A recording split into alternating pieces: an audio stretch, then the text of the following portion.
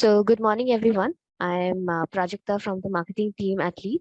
And on behalf of Lead, I would like to welcome you all to the live webinar on how to drive quality admissions for your school.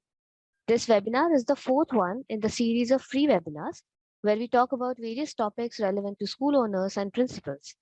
The reason we chose today's topic is that getting quality admissions is an unsolved puzzle for school owners and principals, and it demands a lot of time and energy with almost minimal outcomes.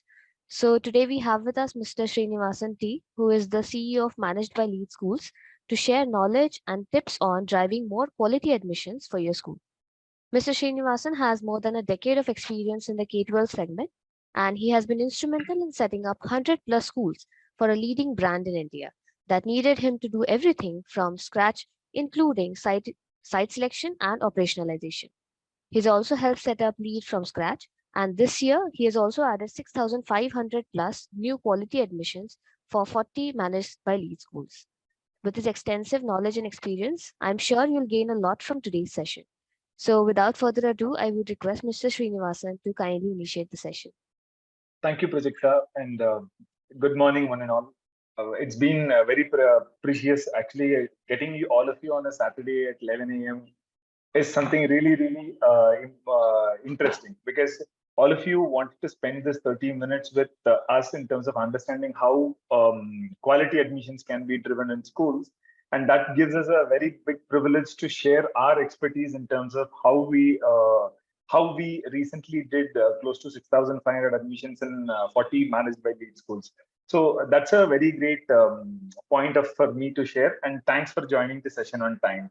So you'd like to keep this culture of not an IST, which is an Indian Standard Time, just to maintain a time as a time. So thanks for joining on time, and we will continue the session. So before just getting into the actual session, I just want to give you a small brief about what Lead is and what Managed by Lead is. So if you look at as a genesis, we started this organization by running our own schools actually. So whatever challenges we speak, it is all from our own expertise of running our own schools. And then we still continue to run that 4 schools. So we have 4 own schools in Maharashtra.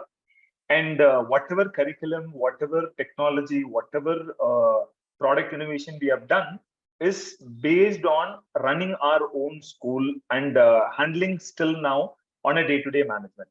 So that is the genesis of Lead.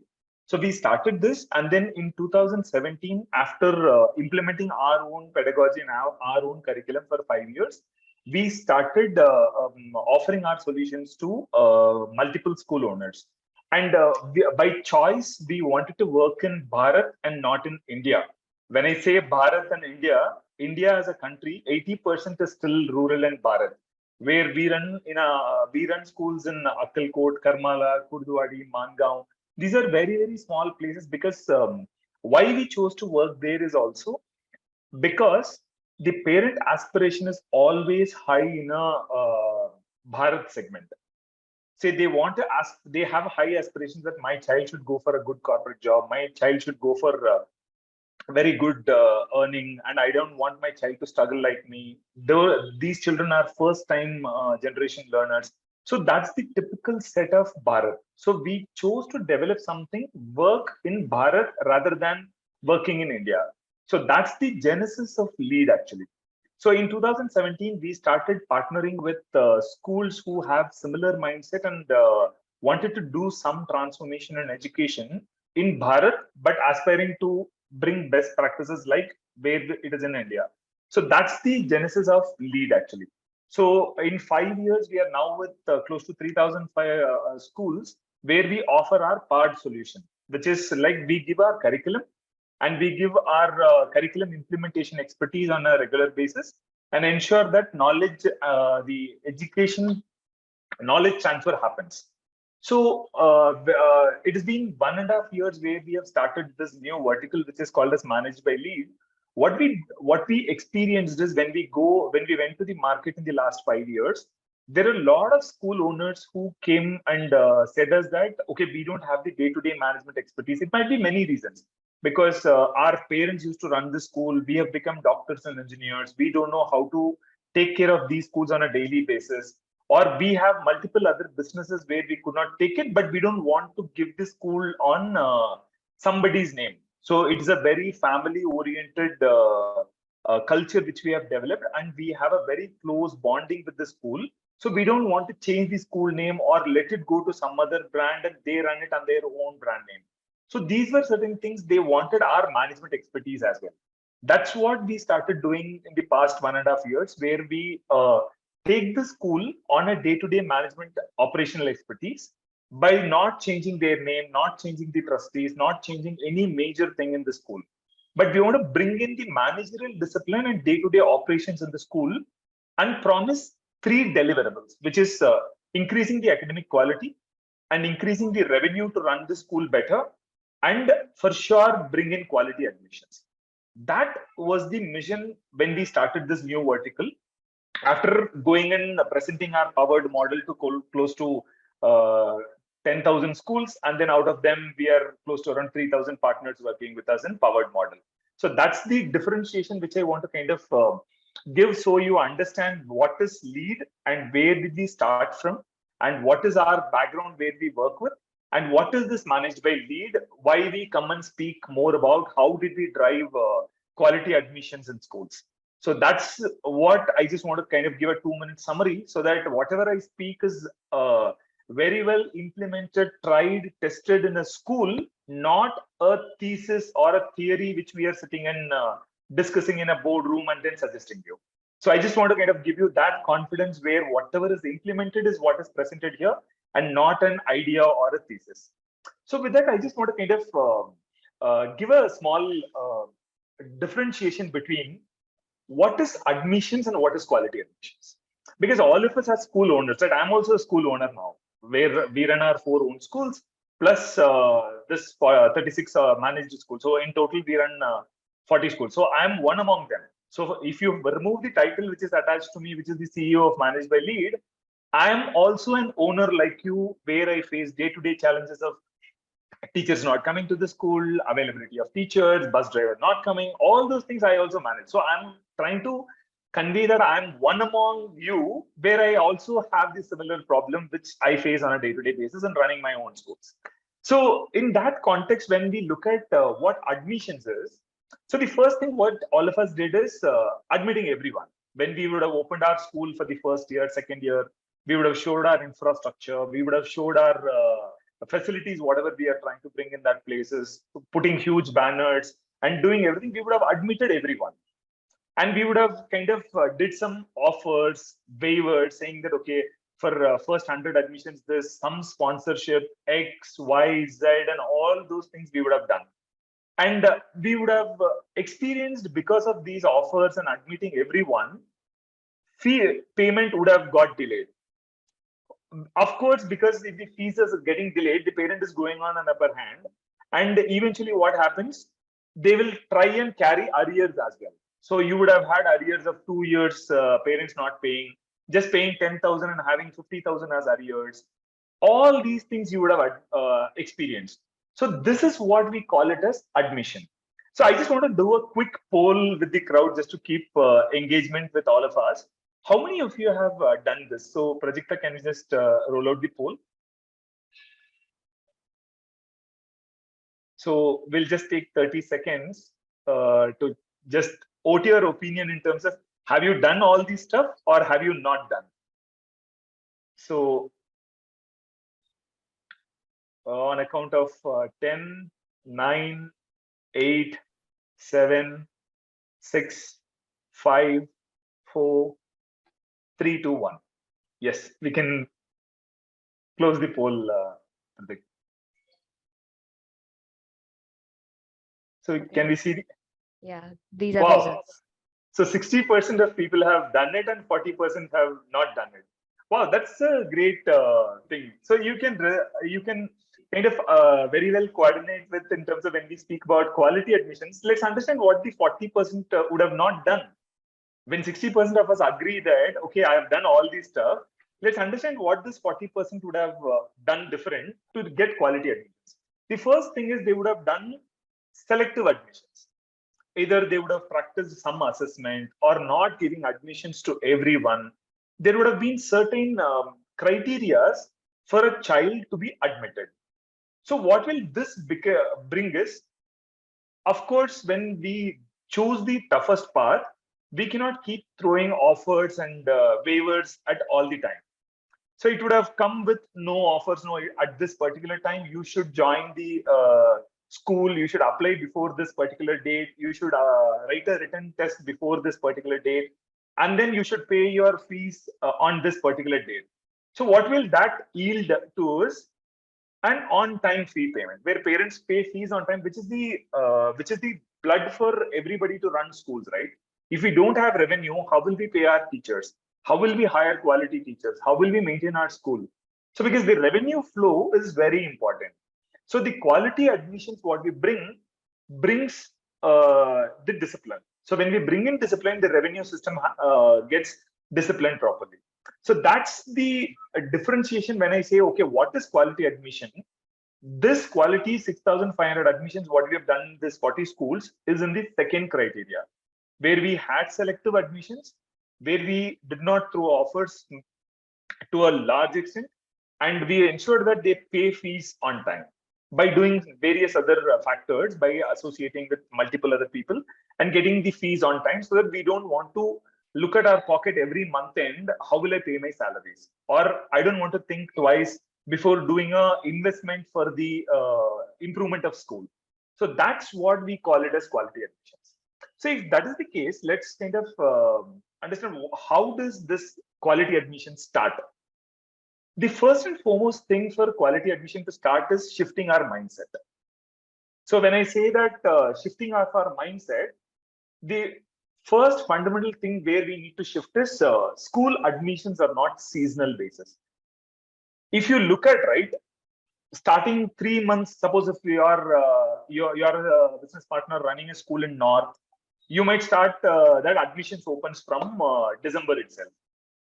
And then suppose if you're a June start school, you might open all the admission open, leaflet, banners, posters, everything from February. So we will invest close to 5 lakhs, 6 lakhs, 10 lakhs, 12 lakhs, depending upon the market, depending upon your catchment area. We start pumping money in terms of marketing expenditure. Either it might be leaflets, banner, whatever might be, which has worked to you, we would start investing, right? That is the mindset which I'm trying to kind of give a different perspective about. It will work in certain areas, it will not work in certain areas. I'm not saying that those are certain things which we should not do. But fundamentally, in our mindset, what we need to shift is admission doesn't happen in admission. There is no season for admission. Parents hear, view, speak a lot throughout the year and then make a decision during that period. So how do we facilitate or keep more and more information during the decision-making period and not during the when the decision is made? That's the mindset which we want to kind of contemplate. Saying that, okay, if you want to really get quality admissions, we should work throughout the year and not only in a particular season to get admissions. So if that is the case, let's kind of understand what will work throughout the year. All of you would have experienced that we would be investing in marketing and all those things. But hand on heart, all of us as school owners, we know that a powerful conversion tool is word of mouth. When a parent says that, okay, my son is going to a great school, the parent who is hearing that is already 50% convinced. So how many of you agree with me? Yes, disagree? You can just post it in the chat box just to keep understanding. How many of you agree with this? How many of you disagree that, okay, no, where word of mouth is something which we can consider, or word of mouth doesn't play a very vital role? So if I open the chat box, I could see 100% agree, and all those stuff. Great. So if we want to do word of mouth as our predominant tool, when we shift our mindset and say that, okay, I'm going to work for my school admission throughout the year, and if throughout the year, I cannot invest every day a leaflet, I cannot invest every day a poster, I cannot invest every day a banner, right? What should we invest on? which all of us agree is word of mouth. So if word of mouth is the biggest conversion tool, let's go much more deeper into how to influence that. So if I want to ask a fundamental question, just if I want to kind of request all of you to think along with me, just think 1 minute, just or 30 seconds. What will a parent today tell about your school? Suppose if I'm coming, I'm coming for my child admission to your school, and I'm asking a parent who is an existing parent of your school that how good is your school? How good is your child's school? What all 3 or 4 things which they will say?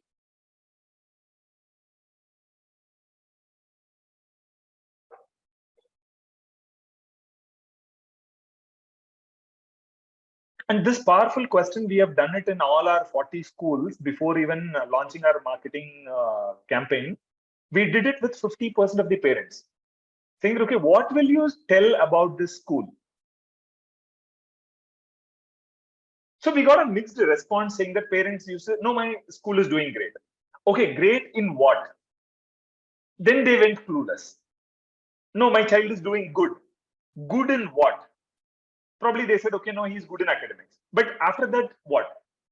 So imagine what all things a parent will speak.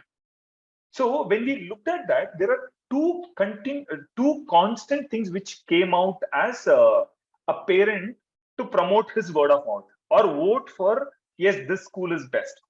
The first thing which stood out is discipline, which is like every parent back of the mind, all of us also, including as a parent, we know that we want our child to be disciplined.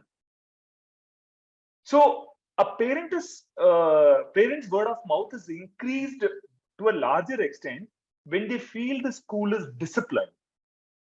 When they feel that, okay, my child is going to a well-behaved, well-organized school. That's the first thing which stood out. And the second thing which came is knowledge transfer, which is basically now my child is learning good. The school is teaching all the concepts better. My child is learning all the concepts better. So these two are the major things which stood out. Not your infrastructure, not AC buses, not canteen, not a fancy lawn. Nothing has come out. Only these two things: how well the school is disciplined and how good a knowledge transfer is happening. So that these two factors are the things which stood out, which made us to convert good admissions. So what we did was, when we talk about discipline, let's do some quick discipline checkup. So how good is your school, or how disciplined is your school? When I speak about discipline, I just want to kind of give a very clear differentiator. Discipline is not punishment. Discipline is not corpus punishment. That be hitting a child or making them stand out, asking them to kneel down. No, those are not the things which I'm talking about discipline. Those are something which are not allowed in any school environment. When I say discipline, the first thing which stood is, what is the experience the parents get when they visit? When we look at this, what is the experience what they get? This starts from the security in your school. The biggest challenge in affordable private schools is, because we also run affordable private school, the biggest neglected point is the security. The security doesn't have any say in the school. It is predominantly an old man, or doesn't have any knowledge about how to greet a parent or how to maintain certain registers at gate. Nothing. He is just a gate opener. That's why I'm calling a difference between a gate opener and a security. Security is the best and a powerful person in your school. How he behaves will carry the impression throughout the school till he meets the last point, which is you and I. So that's the experience which I'm talking about. What does he see inside the school when he walks throughout from the security gate to the reception? What all things does he or what all does the parent see? How well your notice board is done, how well your notice board is updated, how well a reception is maintained, how well the person sitting there in the reception is groomed. All those things, what they see matters. Today, in a lot of affordable private schools, we make a general mistake of allowing anybody into the school at any point in time. So the parent can just walk into the owner's room and shout that the moment you do something a strict measure, right, the parent will come and pounce on us. Why does all those things happen? That's something, a liberty which we have given to the parents. That is what I meant as discipline, not punishing the child. And the biggest other thing is how they are treated. So when a parent is walking in, what all things a parent go through, what all things a parent gets information. Suppose in a lot of schools, we don't even keep a water dispenser at the reception, or we don't spend on greeting the parent very well. Like if a parent comes, it would cost us to have a maid where if a angry parent is walking in also, if somebody is at the reception to stop them, asking them to sit down, and somebody offers them a glass of water, their half temper goes down. They will not directly pounce into the principal. They will not directly pounce into the owner. They will not just rush into the teacher and shout. So those are the disciplines which I'm talking about. The experience, what we give them matters a lot. And the final and important point is how professional is the response. It starts from whatever information goes out from the school. It might be a leave circular, it might be an assessment circular, it might be any note from the principal. How do we communicate that to the parent? So if we look at bringing in discipline doesn't make the child to be disciplined. It is about how well the school is behaving with the parent. So that's the discipline turnaround, which I want to kind of give a 360-degree shift. The moment we all as school owners know, okay, I want to run a disciplined school, we will appoint a good PT master who will be like a drill master showing the nails, whether he is checking the haircut. Those are not disciplines. Those are certain mandatories which we have in the school. Those are certain mandates. A child should come very properly. He or she should be dressed appropriately. Those are certain mandates. I'm not talking about discipline here. Discipline is something how we behave and what is that we do to the parent to experience. Those are the certain things which I'm talking about discipline. I can give you a classic example. When we said, when we took over a school in a remote part of Telangana, we saw parents coming and dropping in whatever where they want to.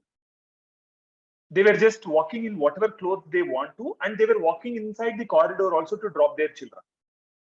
So the first thing which we did was we mandated a dress code to get into the school, saying if you want to get into the school, because it is more than 100, 200 eyes watching you at that time, we want you to be well dressed. Well dressed doesn't mean that you have to walk with a complete pressed cloth and neat white shirt. It is about how you're covered properly. So those are certain things which we mandated, and we stopped everybody at the gate. So the word of mouth before even we starting the admission season is they started speaking about, oh, the school is getting into discipline. That is the impression which a parent wants. I can just give you a classic example. There might be a lot of school owners who would have got threatened the day you would have seen a new school which is run by a congregation or a diocese or a sisters group. When they come to your place, all of us will be like, oh my God, they are coming. How many admissions will we lose? This is something which all of you would have gone through, right? I have gone through. As an owner, I have gone through. Why? They have not proved any academics. They have not proved anything in the school. They might not have infrastructure, but still the day they come to know that there is a school run by this sort of a disciplined school, we all get feared. But we don't implement that in our schools. That is the discipline which I'm talking about. Not for the child to do punishment or corpus punishment. Is this clear? Can we go to the second point? Any kind of feedback or any questions, please post it in the chat box. I'll give a minute because this is very important. Tomorrow, if you don't go and implement in the school, you wasting this the 30 minutes what you've spent will go in vain, which I don't want. That's why I'm asking you to just post if you have any questions and if you want to kind of understand more.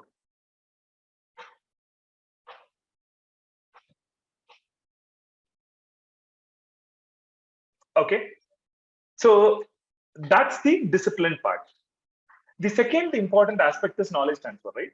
Let's check how learning process happens in your school.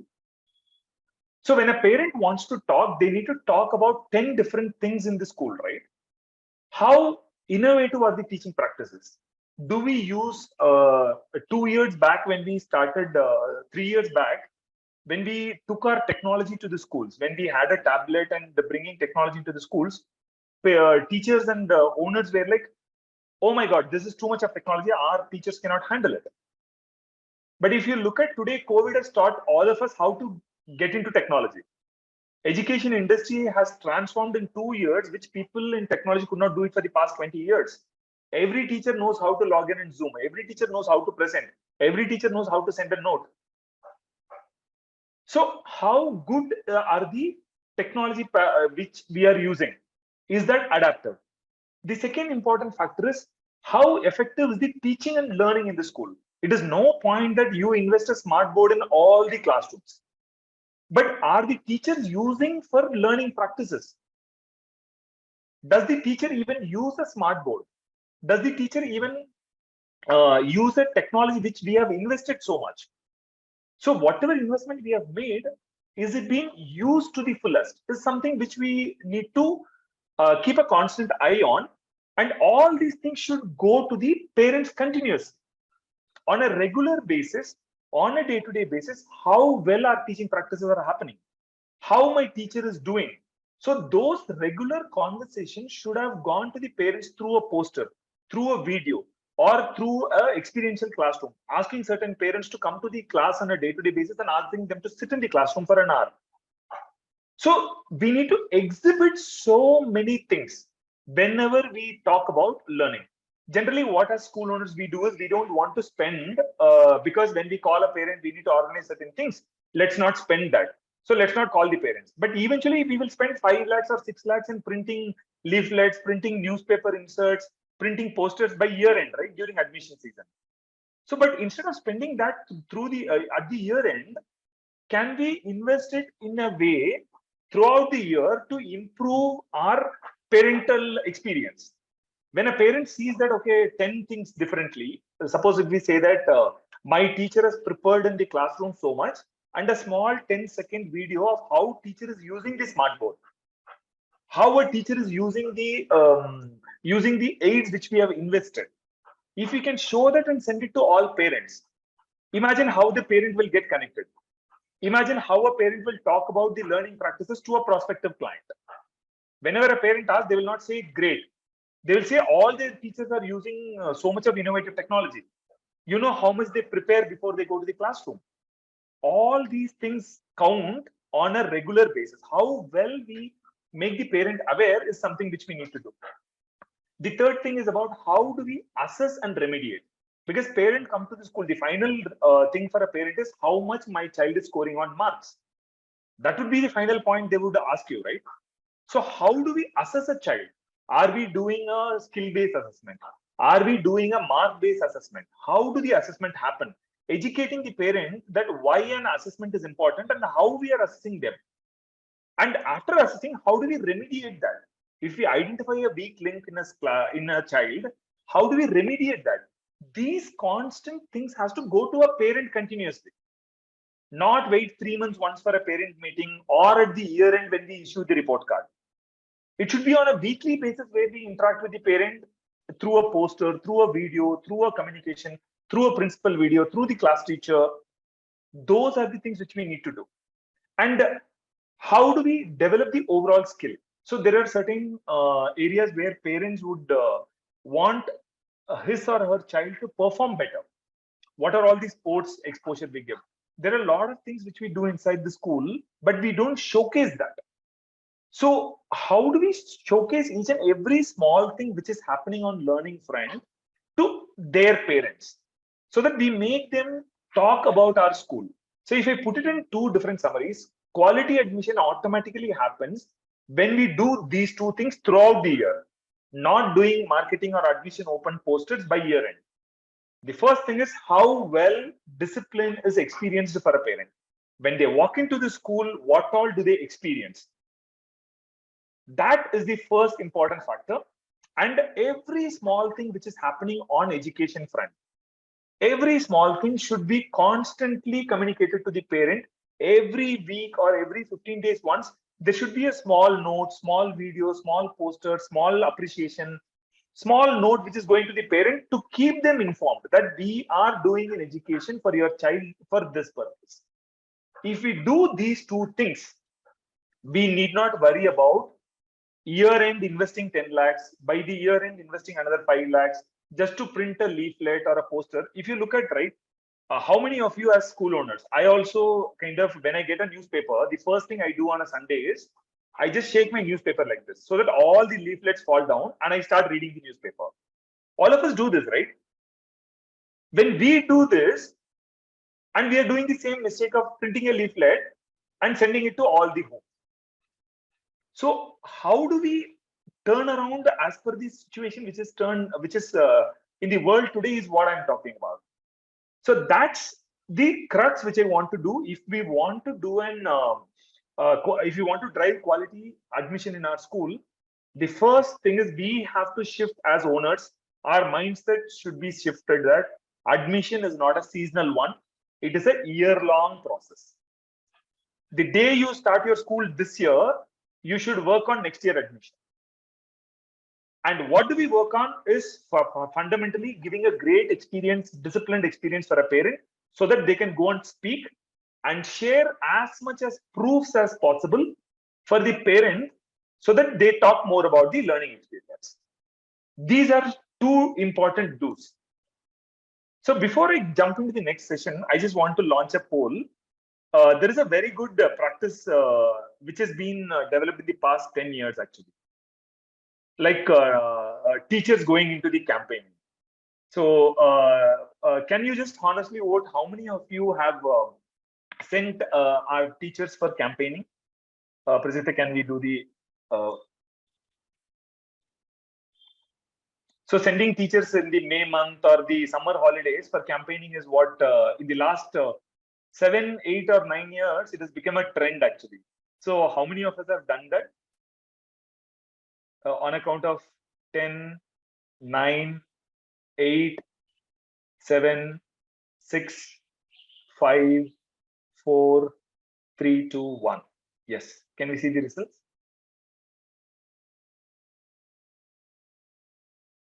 The same, 60% have done it and the 40% have not done it.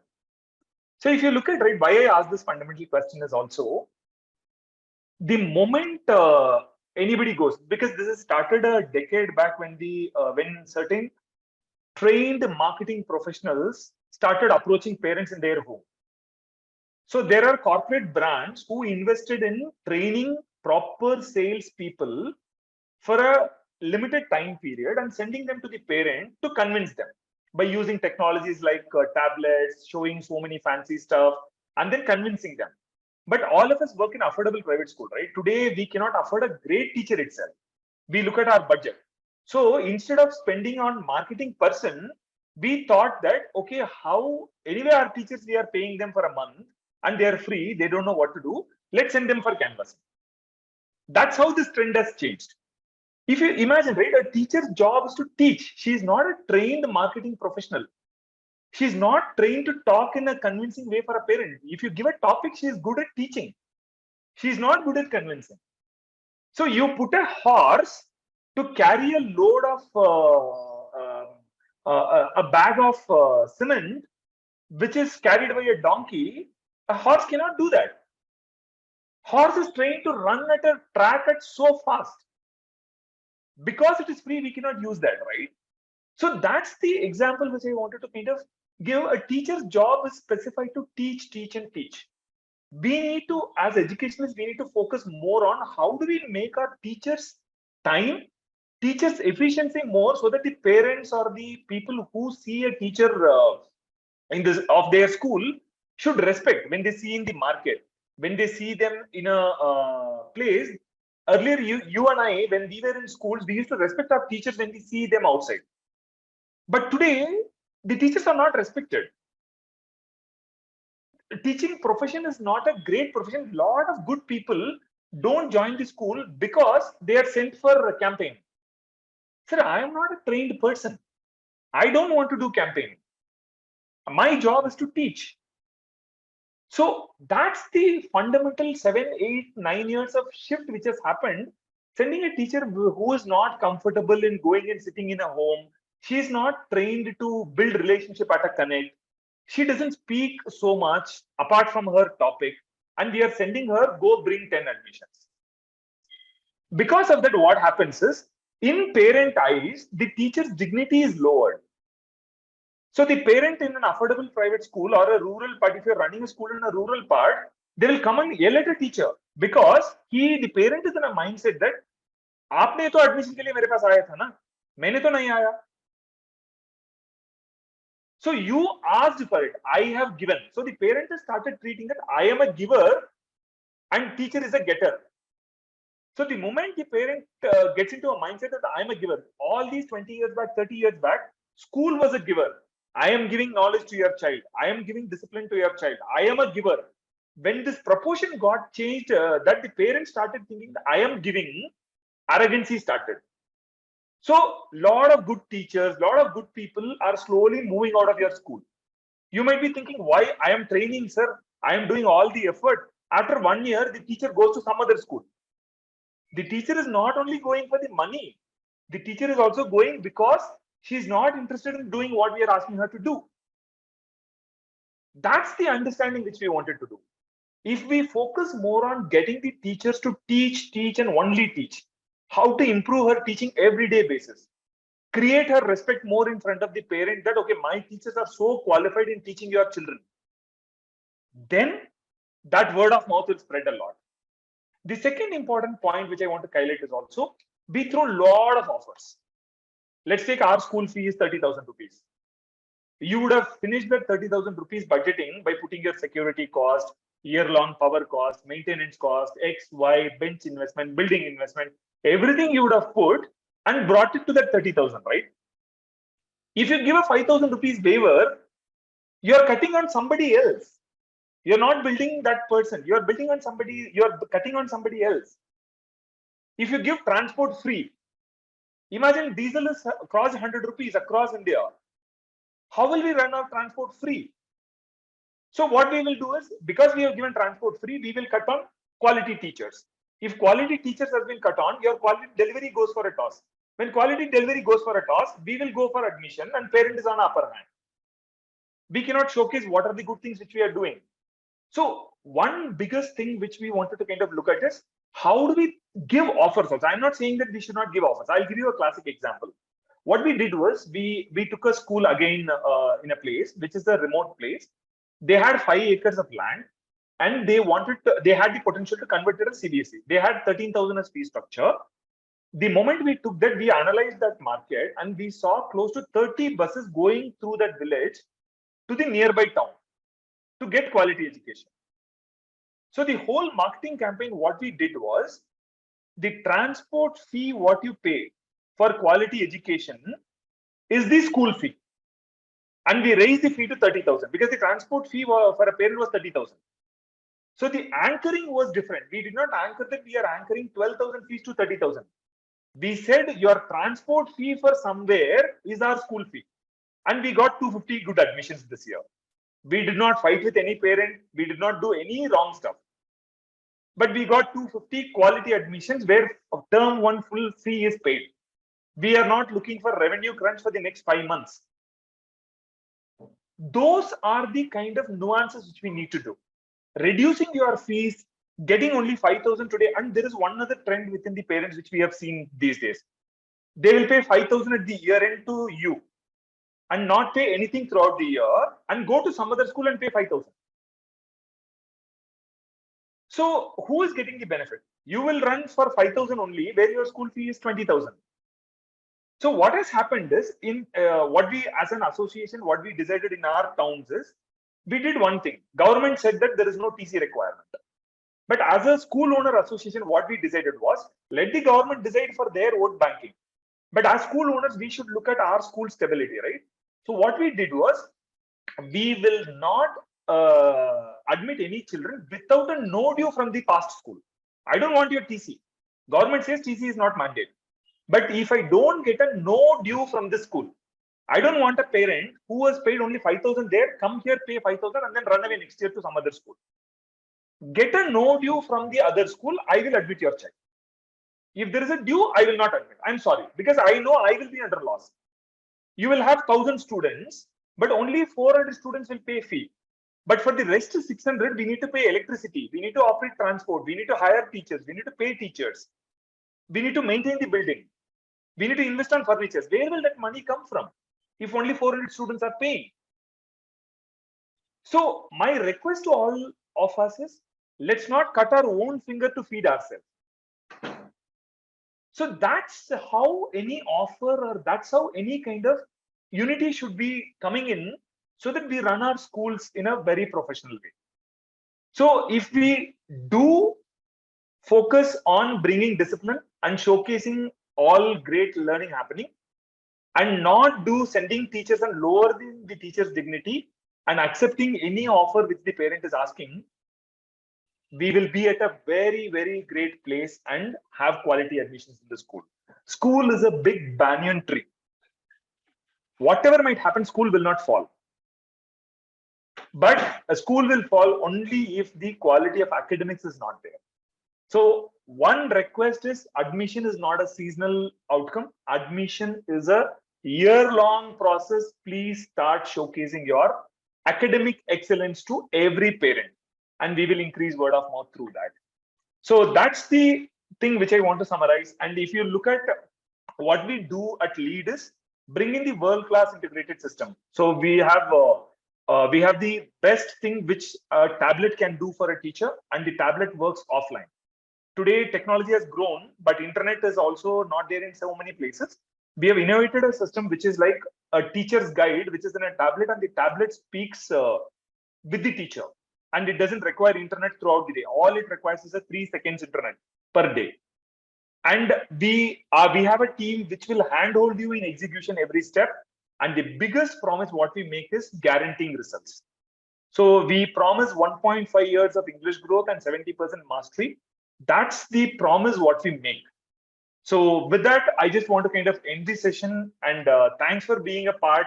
And if you have any questions, I'll take another 10 minutes to answer and address. You can please post it in the chat box.